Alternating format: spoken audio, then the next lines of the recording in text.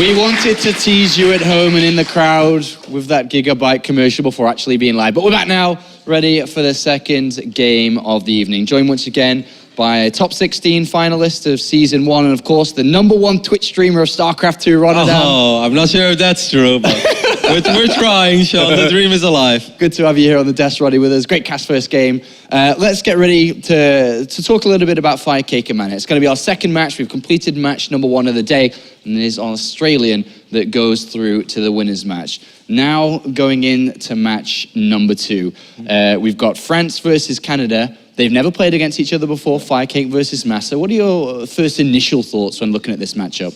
It's a little bit of a mystery, man. It doesn't happen very often that we have a round of 32 matchup in which we, we have such a hard time predicting what's going to happen over here. I think for a lot of the Europeans, FireCake is a clear favorite going into this one. I believe this one is wrong, correct? Because FireCake is going to play against MaSa. But, MaSa has always been a little bit of a mystery. Even in the North American scene, he's like the Terran that everyone knows is really good. Probably the second best Terran in North America after Major. But he doesn't really play in a whole lot of tournaments. Sometimes participates in the big online tournaments. Is always there for WCS. Has qualified multiple times for the round of 32. But never made it much further. And then there is FireCake, who's just been getting a lot stronger over the last 6 months. But, when it comes to styles, these two going up against each other, I'm a little bit in the dark, Sean. Yeah, a little bit hard to predict this one, but Pig, I know you're a professional Zerg player. I've done my homework on that one. What have you seen from FireCake over the last couple of months, watching WCS, watching his Challenger game coming into this? What is it about him that makes him a player that started to really rise to the top of the ranks in the European scene? It's interesting. FireCake is a special case. You can't really identify any other player in the scene that's like him, in that he is so sure of his own play styles and he doesn't play within the current metagame. He understands the game his own way, and he doesn't ever try and follow anyone else's ideas. We see a lot of roach play from him. We see a lot of different early pool builds, and I mean early pool not in terms of a rush, but a defensive early pool. We've seen 12 pools from him lately against Terran players. Really odd, interesting, unique openings, and usually he wants to get to the mid game and he wants to just spread creep and defend, and he feels very confident if he can get to that point of the game. All right, well, I want to talk about this point here.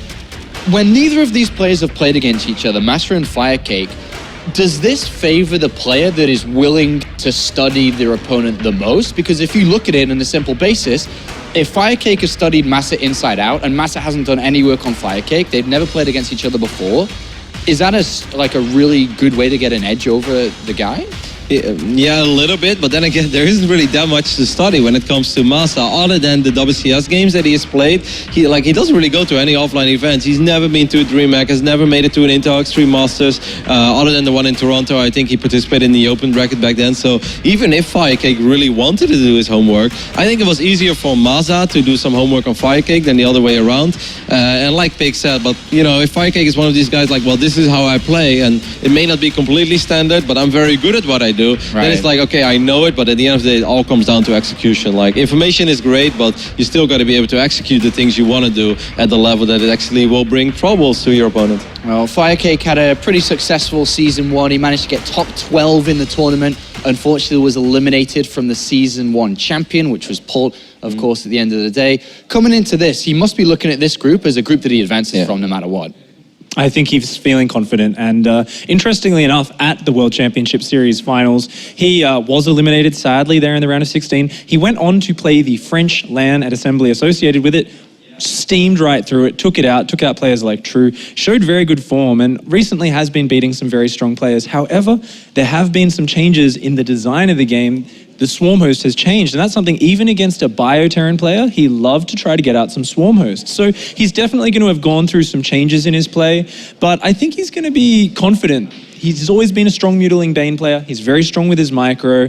I think he's going to be confident that if he can stop MaSa's sort of trademark aggressive builds from taking edges, I think he knows or feels that he's the better player in the mid to late game. Well, another point to look at here as well is currently, of course, in the World Championship Series in the round of 32, Korea leads with the most amount of players that have advanced to the season finals at 4.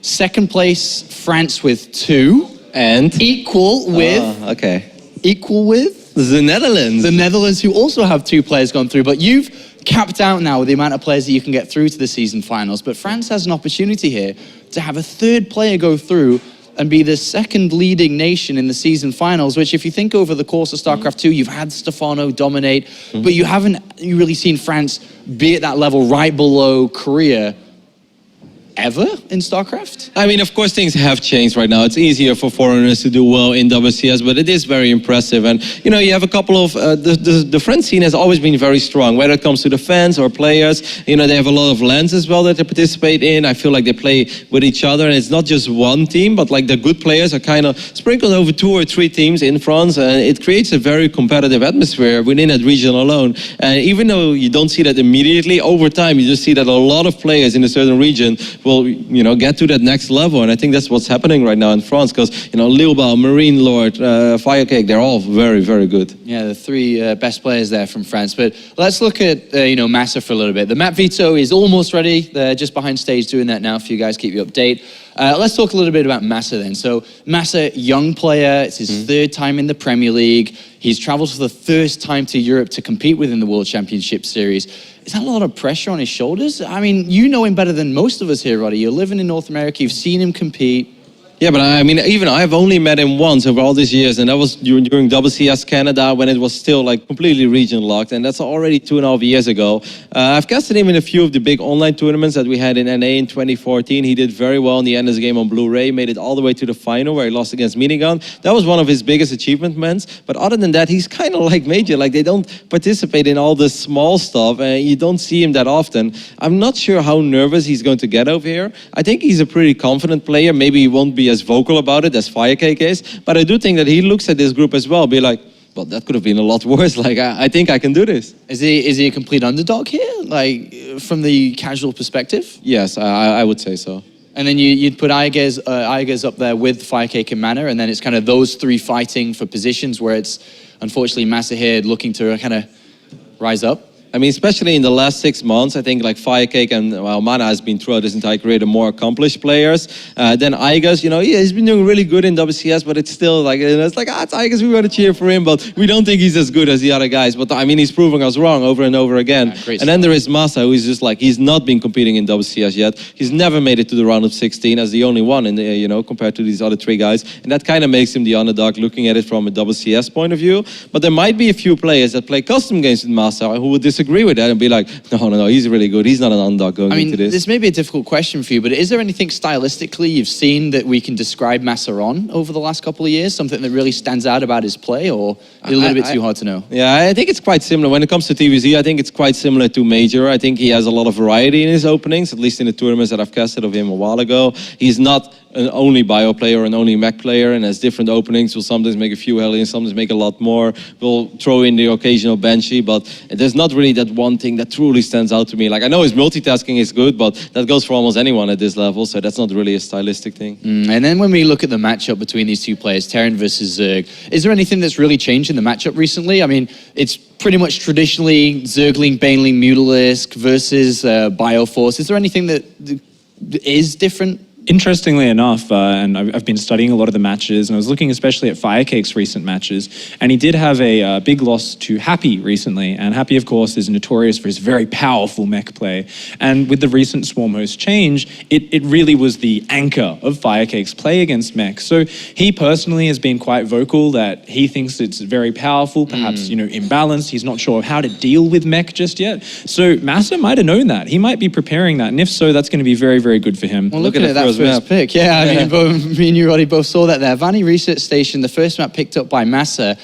Going on to map number 2 and 3, talk to us a little bit about these maps, especially considering what you just said then. Well, that's really interesting, isn't it? I mean, Varney, we'll talk about that a little bit more in a moment, but Iron Fortress from FireCake. Now, usually that's favored more for the Hellions against the Zergling style. They've got the mobility. It's hard for Zerg to establish the 3rd base. So that tells me FireCake's looking to probably go for some Roach-based play, maybe abusing the fact that the 3rd base is far away from the Terran. He can take some very powerful, aggressive pushes.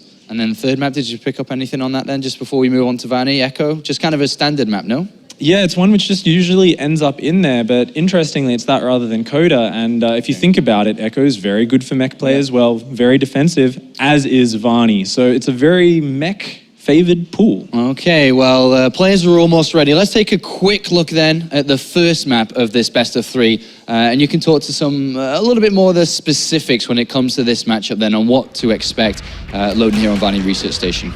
So we do see, of course, in the Zerg versus Terran matchup, a 14 wins to 11 losses, Terran versus Zerg in WCS. It has a bit of a Terran favoring there, but most importantly is the fact that there is that free, easy-to-take base in the back, and the third base is very close to that main. So you've got a very tight formation of bases to defend, very easy to take those three bases, and that's the traditional weakness of mech, is securing those. So this is a fantastic map pool if you're looking to play mech. I'm feeling that MaSa's planning to do that. I think he wants to exploit that very public, very well-known weakness of FireCake since the Swarm host change. Okay, thank you very much there, Pig, on Vanny Research Station. Roddy, you got some thoughts on that? I have one final question for Pig. Do you think, despite everything, we are still going to see some Swarm hosts? I definitely think there's the opportunity for it. We've seen on Varney before, you can go run up into your opponent's gold base, throw some flying locusts over that gap, but they're a very expensive unit, they're very high in gas, very high in supply, so if MaSa's playing a more aggressive pushing style of mech, there's probably going to be no chance. If he plays the slower style, we're almost definitely going to see them. I think we've seen Petraeus recently start to really use the Swarm host play, but let's introduce MaSa to the stage here. 20 years of age, currently ranked 86th within the WCS system. Hasn't got that many results to his name. His challenging games against Australia, I must say he looked really good. Now, of course, maybe these players in this group are a little bit more accomplished than Australia, but Australia is one of those up-and-coming Protosses, has been for a while, I have to add that, but he's one of those up-and-coming Protosses in North America. But MaSa handled him, man. Like, that was a 3-0, that was very clean. I felt in all games, pretty much from start to finish, it was all MaSa. So he did look very good in that challenger match. Fourth Root Gaming player to make it to the round of 32, Roddy. Pretty successful season for them. It's a great teammate. An invisible FireCake. An invisible FireCake. He's chair hype. He's just upgraded Burrow. That's his chair. That's where FireCake will sit. He got picked up in an Overlord, but he'll be dropped soon. But FireCake, 25 years old. He's got a decent set of stats to his name there. He's played in quite a few seasons. The last couple he's played in the Premier League. He's reached the top 16. He's reached the season finals of this year. As we mentioned, top 12, losing to the overall champion. He also got another, I think it was a top 32 finish at DreamHack recently, and is starting to really make waves in the European scene. I mean, at the start of FireCake's career, he's a bit of a bad boy. We looked upon in the community, and he was also known for his Swarm host play, but he's starting to gain a little bit more than just those two characteristics to his name. We saw him hang on for a long time when he was playing Polt, and he was in quite a disadvantageous position at the last season finals, and he still just fought really well. And he used to be kind of characterized as this player with a lower APM, not one of these blazing fast lifestyle players, and yet he still controls these fast compositions very precisely. So FireCake's not a player to be underestimated, and what I think I find most impressive is his confidence. He will play styles where it's like, oh, surely you're getting behind here, and you can see he just feels absolutely no hesitance. He just goes with what he knows, and he's so good at it that he often overcomes these obstacles other players run into. Well, here's a question for you, Pig, then. We've talked about the likelihood of seeing mech. What is the best way for FireCake to open up this series, expecting his opponent, but let's just assume that we are going to see mech. What is the best way for him to open up here come Vanny Research Station, do you think? I think definitely any sort of relatively safe play with either lots of queens or some roaches can be really, really good. You can kind of plug that ramp at the front, which means you've only got one base where Hellions can dart in. You just got to be relatively good with your scouting, watching out for Banshees and that sort of thing. That being said, maybe we won't see mech. Maybe we'll see Bio, but it is pretty favored here. I think he's just going to come out with some roach play, really scout hard, and he's going to get that Overseer in and try to see what's going on. Or despite all this theory crafting, we'll just see 11-11 2 games in a row. We've done it 7 minutes. Could happen. Thank you very much, gentlemen, for your thoughts on that this series and the second match of the evening. We're going to go to the commentary team for this one. It's going to be Kalaris and Todd. All right, thanks very much, guys, as we get into our second series of the day. FireCake, a player that has been on that stage many a time now here in Europe, goes up against MaSa, who really hasn't been on our stage here in Europe. Yeah, FireCake's really starting to gain quite a bit of experience, actually, here in WCS. He probably has like a certain level of comfort here over somebody like MaSa, but MaSa, he seems rather confident. I talked with him a little bit, and he didn't seem to have too much information on FireCake, but regardless of that, he was telling me that statistically, his Terran versus Protoss he's his best matchup, but he feels more comfortable against Zerg anyway. So that promises good things, I think. Yeah, I think so as well. I'm very intrigued to see how MaSa is really going to start playing this out, because for me, he's pretty much an unknown commodity. I don't get to delve too much into MaSa games. With him now flying over here and looking to power on through. Obviously, he had a good challenger result there, being able to make it through to the round of 32. But he finds himself in, not exactly the most powerful of all groups, but with people like Mana, Iagers, and FireCake in there, there's certainly no pushovers, right? So it's a very, very balanced group. Yeah, I like how you try to sugarcoat, say it nicely. No, but I agree.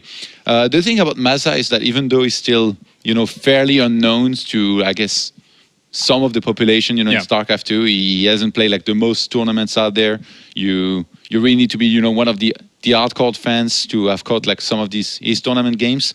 He's been around for quite some time. Once upon a time, I remember I joined Roots, and there was something called Battle Royale, which was basically a format where a few people on the team, usually 3, I think it was, played each other, and we took turns, and then we kept score, and whoever was going to have the best score won. And the first match was me against MaSa, and back then I knew nothing of him, so I was like, who's this guy? I'm just going to macro and beat him. Yeah. And he did something really strange. He did a bunker at his natural, and made a lot of units in his main. Fact that he had a command center, but he didn't. And then he did an all-in on one base. So he actually, I think, took that build from, I think, some Korean player.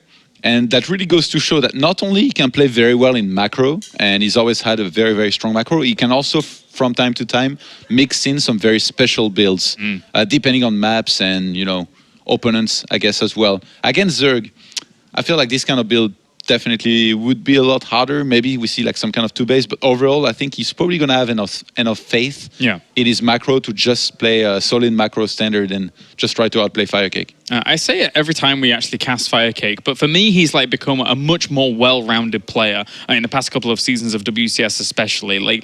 At the very beginning, everyone was just Swarm Host, and that was about it. But he has been able to play all kinds of styles as FireCake. He's really kind of diversified up his mid-game. It's been powerful across every single matchup. He got here through Zerg versus Zerg, which for a lot of Zergs in Challenger was their go-to when they were able to pick some players going into the next couple of series, because obviously just after the Swarm Host change in between the season 1 to 2, they didn't feel as comfortable against Protoss and against Terran. So, but now he finds himself against Terran. In Season 1, he didn't have the best of times when it came to dealing with Pult, Season 1 champion in the round of 16.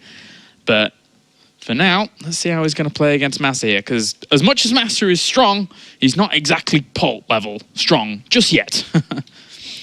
So, MaSa likewise, here, going up against FireCake, has got to be a little bit careful, because obviously FireCake can present a lot of danger. So now we are just waiting for this lobby to begin here between FireCake and MaSa. FireCake, he's become a mainstay in Premier League. He's become an absolute mainstay. Obviously, last season's results for him were very, very good, with him being able to get that 9th through 12th. It's pretty much, aside from actually, it's funny, because when he actually got eliminated from Premier then, he ended up going to play the actual tournament that was at Gamers Assembly, and actually won that, being able to beat out people like True all the way up to the grand final. But for WCS there, he got a 9th through 12th place, and that was very, very good for him. His best international result of all time, I feel.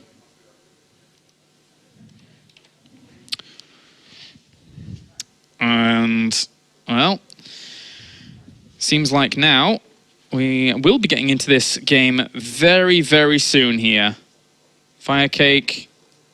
I'm expecting good things of FireCake here in this season. Expecting very, very good things of him. As much as a few tools of his were taken away, we'll see now how MaSa is going to be able to go up against him. For me, FireCake is the favorite here in this series. And we do have spawning down to the south. It is our red Zerg representing Punchline. It is FireCake.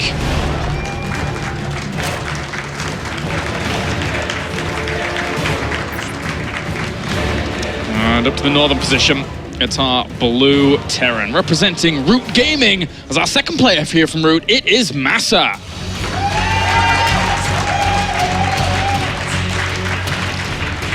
tried to, you know, get some information. I'm the resident Protoss here, but definitely want to do my job well. So I asked around a little bit, you know, I spoke a little bit with MaSa, and I heard that FireCake a lot of the time against Darren, he likes to open pull first, pretty much every single time, but as of late, he's been mixing in a few hatcheries first here and there. But against MaSa, somebody, not going to name any names, somebody really good, a good Terran in Europe told me that he probably was going to play it safe and go for pull first. And then from there, MaSa here, he thought that, he already kind of knew that about FireCake himself, and he thinks that late game, FireCake's macro is maybe not as good as, you know, some of the other Zergs that he's played himself. So, I mean, the vibe that I got from just talking to him is just that he's fairly confident, you know, with playing standard and outplaying FireCake just straight up. Yeah. Just straight up, man. Well, it's going to be that pull first, as you mentioned before. So, good scouting out, Todd, to start things off here in this series. And, you know, it's not exactly the most common of builds, right? Normally you do see that hatchery first, just for them to stabilize themselves in economical fashion.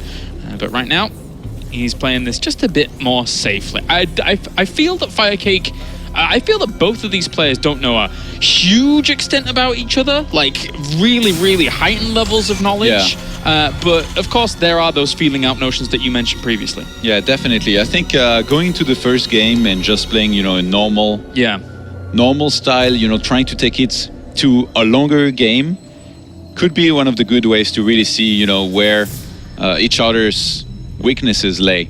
And I was also told that FireCake, you know, when he reaches a certain amount of units, he likes to go for big busts to try and make something happen and, you know, either, I guess, pull very far ahead or win the game, but if it doesn't work, then he could be in trouble. So we'll see. We saw actually something like that in some of the earlier games with quite a few Zergs, you know, playing very aggressively. Yeah.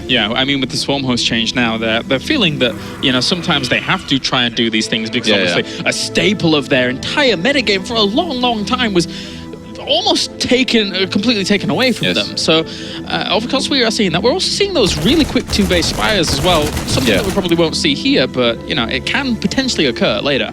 It was Elaser yesterday who really, you know, he was moving off creep a lot. Every time he had a big count of banelings, he did not only a lot of run by, which was funny actually because I haven't seen too many Zergs do that so much. Like, it almost looked like a Protoss player, you know, sending in Zealots in each middle line of the Terran to try and slay down some SCVs. He did the same thing, but with a lot of links and banelings everywhere all the time. So as much as I don't expect FireCake to do this as much here, I think doing, you know, some counter attacks here and there, or even, you know, trying to go for attacks in general rather than just sit back and waiting to crush the Terran on the creep, I think we could be seeing, you know, some of these attacks. I think FireCake also, he delays Mutas sometimes for a bit longer than most Zergs, just to get, you know, more ground army to be able to defend the first few attacks. Like a heightened amount of banelings. We saw quite a lot of Zergs doing that, especially in 2014, towards the end of 2014. But as I said, with the matchup changing a little bit, with those crazy early spires that we've seen in the past couple of days of WCS, anything can happen in this match. And if you are not aware of it as a Terran, those kind of crazy fast spire plays, then you will get punished. But obviously, for now, it's going to be the Roach Warren here to start things off for FireCake. Yeah, which is definitely going to help here against the Hellbats that MaSa has planned. I really like this build here by both, to be honest. Like, this seems to be a very, very solid way to play in the matchup from the little that I've seen in TvZ. Yesterday, though, actually, I thought that the Terran had a few questionable choices, you know, with too much chasing and trying to fight rather than just getting a cancel on that third base. Like, if you think about it, when you... Well, there were situations where Terran had Hellbats against just Lynx and he didn't go for the cancel. And yeah, going up the ramp here is not gonna work. FireCake's completely ready. Yeah, subtle control there as well, pulling the Queens back so they wouldn't even take a single volley really from those Hellbats, and making sure that all of his Queens are well defending that location. So the switch up, and here comes old Banshee, and let's see what she can do. I wonder if he's gonna get cloaked to this MaSa here. FireCake needs to not overextend here. If he moves down the ramp and tries to fight a little bit, he's actually starting that hatch anyway. Wow, that's pretty ambitious. Yeah, he's gonna get the cloak here, MaSa. So definitely, you know, gonna force some spores. Already one on the way right now for FireCake, which is still very, very early. I mean, the first bench he was just started, so mistiming that here a little bit. And transform fast. Run away. Go away. Run. Creep-wise, he's doing pretty good. Yeah. With all of those queens that he made. I really like how FireCake has opened, actually. I think if I was a Zerg player, I'd open 4 queens every game and just spread the creep. Macro terribly, but at least I'd see the map. Yeah, it would be great. You could see everything. It'd be brilliant. Pig was saying it before, you know, kind of the way in which Zergs are able to establish map control just with creep as that lone mechanic is a very, very powerful tool and something that makes this particular matchup very exciting because Terran has to start clearing that up and denying the positioning and denying anything that, like, the mobility factor from a Zerg. And it's like the slow slow conquering of the map as the Terrans tries to push out. I wonder how much FireCake wants to get roaches here. He's still going for melee, so I guess he's gonna cut for now. Like, those roaches, supposedly, they really only were to defend against the Hellbats and be safe. And I have to say, he did a pretty good job of that, you know. Not really losing anything early on. Now he's ready, supposedly, for the Banshee with the Spore and a Queen here. Trying to save that drone from a second volley, but the third will kill it off. And, well, all he has to do really is bring back his queens. And did his layer even finish up? I assume it. No. It started very late. Yeah. He went for double Evo, you know, like pretty quickly. Now the Baneling Nest is on the way. So, you know, this is what I talked about earlier. Very huge commitment on the ground units to make sure it doesn't die there. Yeah. And against air, I mean, at first it's just going to be a few benches here and there, and later on it's going to be the medivacs that he needs to worry about. But he's going to have enough on the ground. That bench is doing a fantastic job. 10 kills, oh my god. Really, really well done. What are those drones doing? Like going left and right. Like they are like rallied from the third base to the natural and natural to the third base. They're on a conveyor belt to the Banshees, and that's all they're really doing. Not much more than that. Queens will eventually shoo away. The first one, nice, good interception there from the extra Queen to come on down. But 14 drones. Yeah. I guess he has to replenish somehow. Look, they keep on going. He's misrunning so many drones here, FireCake. Oh dear.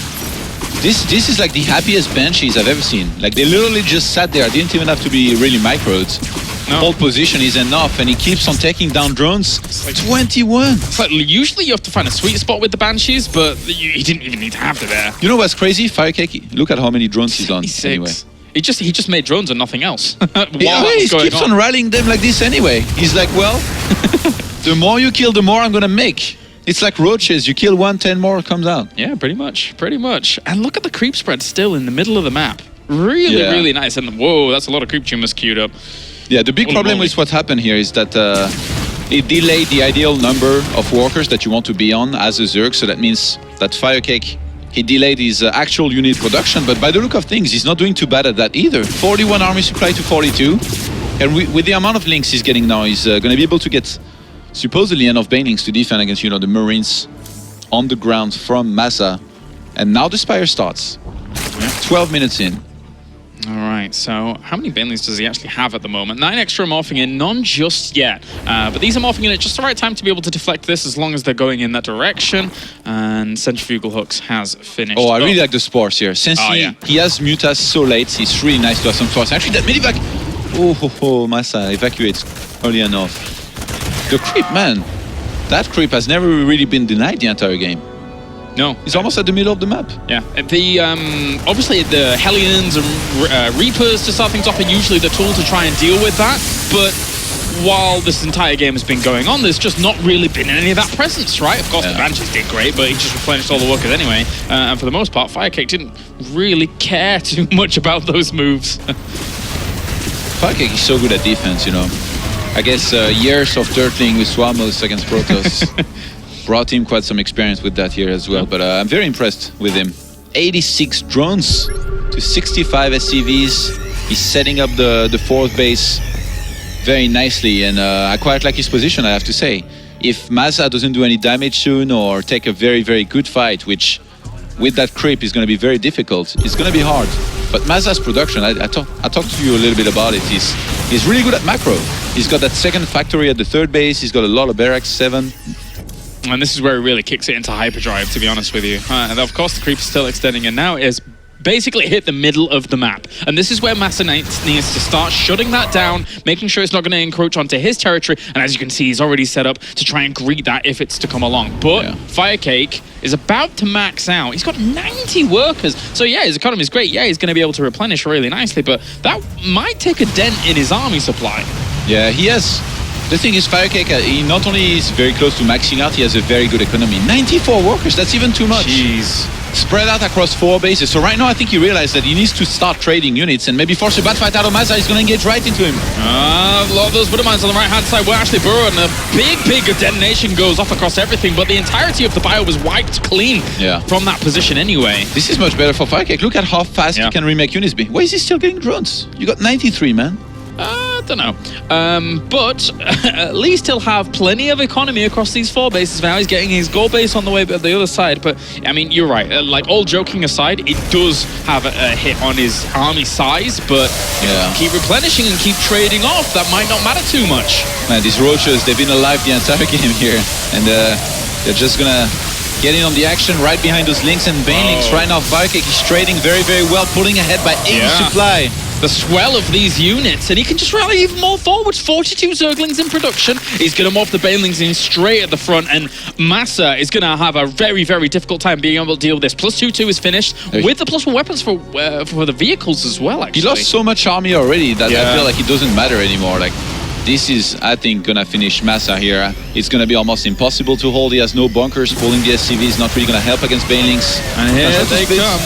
As it probably will be able to cripple the entire front line of that bio. The reinforcements don't do anything. GG, FireCake. That was actually a pretty simple game from him, I feel. Well, simple in the way he made it look easy, yes. Yeah, in the grand scheme of StarCraft 2 professional gaming, he made it look pretty easy.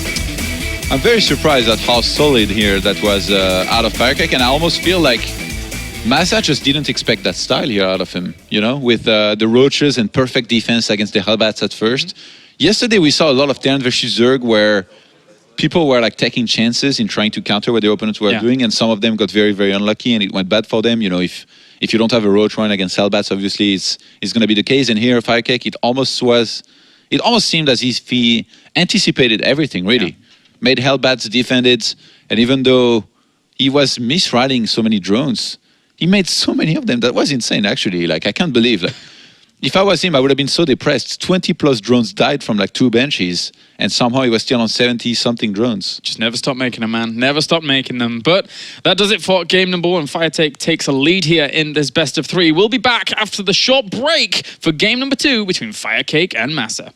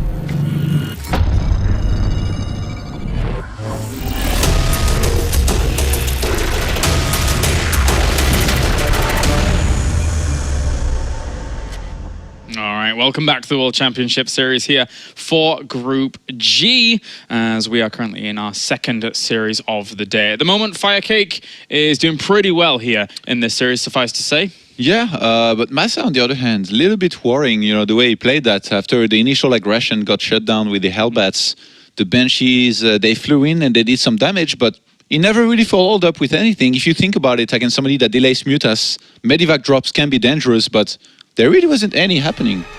And when there were, well, there was 2 spores and units ready. Not too much. FireCake looks good so far here. MaSa has to pull his socks up and get on going, because up to the top right-hand corner is his opponent. It's our red Zerg representing Punchline. It is FireCake.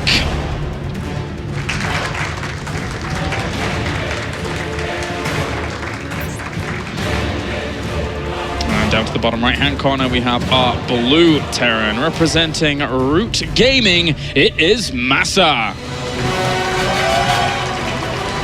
He needs to pull his socks up and keep on going, according to you. Yes, yes he does. What a great expression, Lars. If you let your socks fall down when you're playing things like football, not that I play football, then you might trip over. Hey, what about StarCraft? You play sockless anyway. That's a lie. This is not true. All right, on this map, MaSa wouldn't be surprised, you know, if he just basically tried to play similarly, but better. You know, in the previous game, there was some of the things that I thought he did pretty well, like, you know, those Banshees. Yeah. Used them pretty well, but everything else was a problem. You got supply block for some time. Not quite the macro, you know, I had hoped for, you know, from him. CC first, very common on a 4 players map, and probably going to be his choice here. Do you think that MaSa can do something in a similar vein of aggression on this map, like the Hellbats and things like that, and have a bit more success here on a map like Iron Fortress compared to Varney? Yeah, definitely. I think maybe even seeing something like maybe a few more Hellions, you know, because they have so much mobility. Like if FireCake was to go for Roaches, you can't really chase Hellions here on the map. And then if he goes too far to defend the 3rd, then they can run by the natural. They're going to force a big wall at the natural for FireCake, which can be annoying. Like, you know, there is good counters. Like later on, it can end up kind of playing against him, you know, to have that position. So definitely could be one of the good ways to play it here for MaSa, but he didn't go for a very quick refinery. And how do you think, but for MaSa positioning his command center up on the high ground, do you think this is kind of a nice move for him just to keep like safety, just in case FireCake was to try and go for some links, because he has shown these tendencies of always going spawning pool first in this matchup? Yeah, I think that's why. I think he knew that FireCake loves to go for that spawning pool first, so he wanted to play it safe. That's also why he's scouting. He wants to see exactly all of those timings. He's going to see the links now and know that he made the right choice. Going for CC first up the ramp. Yeah, it's good lockdown. It's good lockdown. And the first Overlord went up to the top left-hand corner, of course, because you kind of want to check those positions a little bit quicker towards this. And, well, for now... He's going to get a Reaper. Oh, no. Okay, I thought for a second he was going to get a Reaper, because he really delayed that Marine a lot. So he gets the Marine. And Factory is going to follow here very, very quickly. Yeah, he actually delayed that Marine quite a bit. I guess he wanted to get everything else before. One more SCV, the Orbital Command as well. I really like the quick bunker. It's going to make him very safe against any kind of amount of links early on. And what's kind of bad though for MaSa is that he wasn't able to check the main of FireCake, so he has no idea how quick speed is going to be. Yeah. But since he knows that it's a pull into hatch, I feel like it's less likely, you know, there's going to be an extractor as well behind this. I mean, even though we have currently no gas down for FireCake, with it just being added on now, obviously I asked if MaSa could have some good kind of success with aggression. Can FireCake likewise on a map like this have good success with aggression if he were to go for something like that? I don't think so. Like it depends. There's a few. There's a few good all-ins or busts that he can do, but against somebody like MaSa, and with the way the first game went, like there's really no reason to go for a cheese. True. But like if you went for something like Mass Roach Bane, maybe, but most Terrans nowadays, they do a lot better against this than they used to. What I don't really like here out of FireCake is his lack of good Overlord placement in terms of being close to MaSa space. Like the first Overlord went to the left first, and now it's still there for some reason and waiting on the left-hand side of the map. And now then he plays like a few other Overlords around his base, but that means he's not gonna go and check on anything. What a typical French Zerg, man. Stefano used to never send any overload in and still knew everything he could face. Yeah. And FireCake, he wants to pick up that flame. He wants to be that new French Zerg top foreigner. I guess you know a thing or two about French Zergs, man, so I'm going to trust your judgment here, because it's certainly true at the moment. Although, that being said, you know, these Hellions trying to skirt on forward, they almost got themselves a creep tumor. It would be good to deny that, because of, I mean, the way spawning positions work here now, because they have spawned in these locations, this creep, if he extends it as far as he was on Valley Research Station, it's going to get going very, very quickly. Yeah.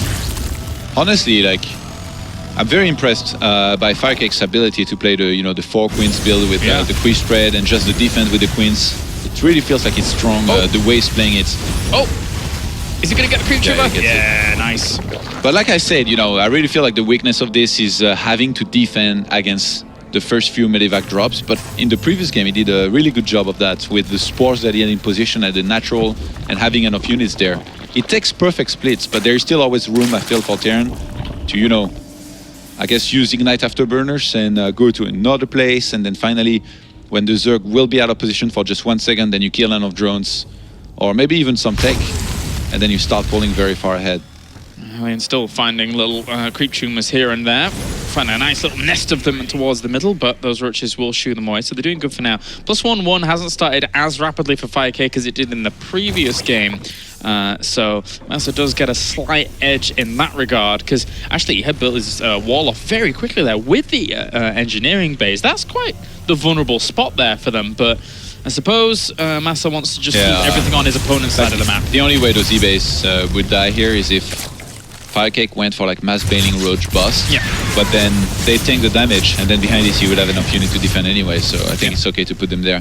MaSa took the third base on the left hand side. I think I like that better than taking the other one, because he would have been too close to the Zerg player, and then you would be exposed to, I guess, a lot of attacks, busts, defending against Mutas might be also difficult.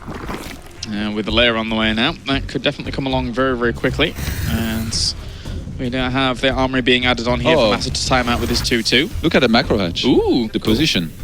FireCake wants to reinforce very quickly into towards the middle of the map and fights. Yeah, and you can't necessarily do that if you don't have good creep spread, right? You're basically just saying, well, my creep spread is good enough to hold you back for quite a while, so you're not going to be encroaching on that kind of location too quickly. So I can easily throw that down there. Second factory already underway here for MaSa. It's in the main though, not the natural this time, and I think he's gonna start 2-2 momentarily, or did he forget? No, the armory is here, okay. You actually need to get those Widow Mines going, man. You really need to get them going. Just make as many as possible. And hold much like in the last game, by the way, MaSa is really not denying creep. I mean, there's no Mutas for such a long time. He could just go to the edge of the creep, snipe some tumors, and then pick up if he's in trouble. And he hasn't found many drone kills either, which is kind of going to hurt later on. And FireCake's gathered the momentum that he wants. Now these Marines have moved down from the middle, and this creep spread has got to the middle of the map, but now MaSa's denying it here. It's so, so important once again. Still no Spire. I'm not sure why he's not starting it. Lots of Banelings for now. He might want to go for just a massive bust. Look at this, he's getting a ton of links. I guess he has 2-2 and, Baning speed on the way with another base, so he doesn't really have to attack. Look at him. He's just escorting this lone queen. He doesn't really... Well, he's actually going to go for the fight now, but... Don't touch my babies, man. Leave these tumors alone. I'm surprised he actually went for the fight there. I thought he was just going to escort the queen and make sure he could, kind of shoo it away, but not so much the straight-up engage. Now the Spire is on the way here. That's very late, but I mean... Yeah. He didn't take any damage or anything. Trying to get around...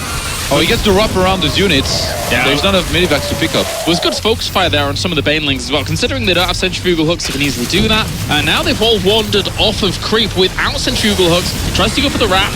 And will he kill much more than that? Here come extra Banelings formed into the fight. The 2 Widow Mines at the back have already been expended. And this bio is going to have a bit of a hard time actually holding on against this. This is quite the force. Even a lot of SCVs go down in the natural. Oh dear me, FireCake really knows when to go for these attacks. And he's done so much damage already. 20 workers go down. Yeah, that's pretty massive. I did not expect FireCake to make this series look so easy so far here. No. Ooh. We all thought the same thing, Tyler. Yeah. 27 SCV skill here. MaSa is down to 41 SCVs against 73 drones, and now FireCake is going to start saturating that fourth base with a regular small batch of 14 drones. I mean, why not? Well, I mean, FireCake's looking like an animal at the Yeah. moment. Going up to about 90 workers once again, and then if he wins this series and goes up against Iagas, a player who is, very well versed against Zerg, that's going to be an extremely entertaining one. But for now, we'll wrap around once again from the Zerglings. There's not really been many Mutalisks at all in this. This first 7 are about to come out now by the looks of things. 12 in production. Jeez. Yeah. I don't know how MaSa's going to be able to deal with all of this, Todd. And overload-wise around the map, FireCake did a great job too of spreading those out, making sure he has a lot of vision. MaSa, man, he's not been able to achieve anything in this series so far. Yeah, not much at all. Of course, as I said, in that game 1, he did get those kills with the Banshees. The first drop attempts is here, but Mutas are not there, and they're going to intercept as well. Oh no, it's all a little bit of a disaster here for MaSa to start things off in today's group. So here come the Banelings again. So the Mutalisks have completely free reign over this position. The Bio can't stay there at all. Has to boost on out. But if FireCake rejoins all his forces together and just goes for a push, I mean, he has a huge army in comparison. And he's going to actually go for this. The Widowmines have to do a lot of work here, but they don't connect with all the Banelings that they need to. And now the Mutalisks and extra Banelings and Zerglings that are here can just go and clean up once again. The SCVs have to get pulled off the line at the natural.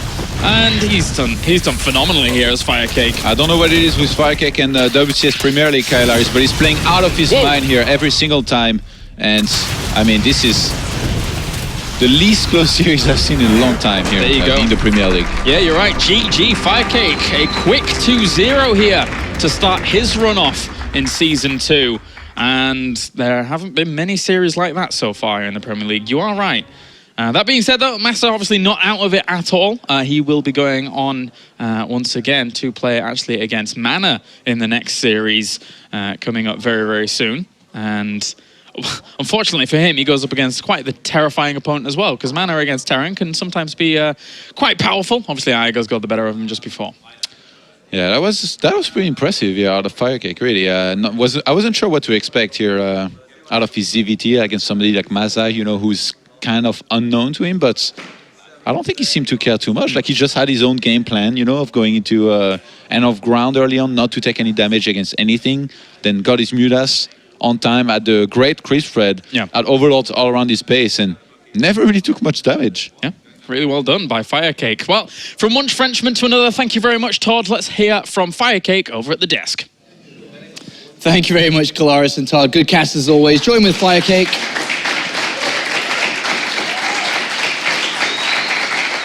Another season, another trip over here in Cologne, and you continue to do well. What is it about WCS? Why do you do so well within WCS? I don't know. Is it a tournament that you look at and like, I want to do well in here, I'm going to work hard and practice towards this? Does it mean a lot to you playing here? Yes, that's the tournament I prefer because there are no invitation. There are a lot of points and money. And no, I love to come here at Cologne, and the admin are doing a very good job. I can play here, and I like to be here to play in this tournament. You've got a lot of success in the last 6 months. You really started to make a name for yourself in the European scene. You disagree with this? No. Okay, okay. I'll keep going then. You started to make a name for yourself. What is it about you that has gone to another level? You're now starting to be a consistent contender in the round of 32. Compared to exactly 1 year ago, what's the difference? I don't really know. It's a bit weird for me because I don't play as much StarCraft 2 as last year. So I don't know, maybe my work, my training last year finally start to pay off. But, so a 12-month lag on training. That's it. Well, next year you're going to be screwed then if you're not playing a lot right now. One last question for you before I move on to Pig. Self-assessment. There's a lot of good European Zerg players. Pulp mentioned this recently. There's a lot of good ones. Cyril, Snoot, Betrayer's playing in Europe, should I say, for that. Where do you rate yourself as a Zerg player? Do you rate yourself one of the best European Zergs? Yes, of course. Top 3, top 2? number one? I don't know because I don't really care about who is the best among the Zerg because we all have to do our best in the tournament. If, for example, if Snoot is the best foreigner Zerg, and but yet he lost in his group, so I don't think this ladder means something. So I prefer to simply focus on being the best I can. That's all. Okay, cool. Thank you for the answers there. Pig? Okay, awesome. You played some very impressive games there, some very commanding play, and I felt like you just went into these games and played the style you like to play. So I wanted to ask you about your opening specifically. You really like your pool first, you like to be very safe. Is it because you like having a very consistent start to the game? Do you like it to always be a very comfortable, same position? Yes. Yes, I prefer macro and consistent play. Yes, I didn't also, I'm going to play against Yagus. I didn't want to reveal any strategies against him. So I simply played the safest opening and the usual macro game with Ling and Ben Lings. Still got some tricks up your sleeves then? Yes. All right, nice. And one last question with that standard macro style, the roaches. A lot of players don't like to get these defensive roaches. You seem very comfortable getting them. You deflected the Hellions very expertly. Do you think it's something which is completely fine and you can just go into a macro game, not really committing to those roaches, just using them to defend? I think against a very greedy opening, I am a bit behind. But I prefer to open roaches because I can spread creep everywhere. And that's very good for the long-term macro game. All right, fantastic. Thank you so much. All right, thank you, Pig. And then once again, thank you to FireCake. He's our second player to go through to the winners match here on our third day out of 4 in Cologne, Germany for the round of 32, edging closer and closer towards finding the players, the top 2 players that will advance to Toronto, Canada. Let's take a quick look at the bracket one last time here before we go to a quick commercial break. Confirmed, FireCake, you're in the winners match. You're going to be playing against Iagers. So that game is going to be the 4th match of the evening. Up next, it's going to be Mana playing for Poland against MaSa down in the lower bracket. When we come back from this commercial break, it is going to be that game. Don't go anywhere.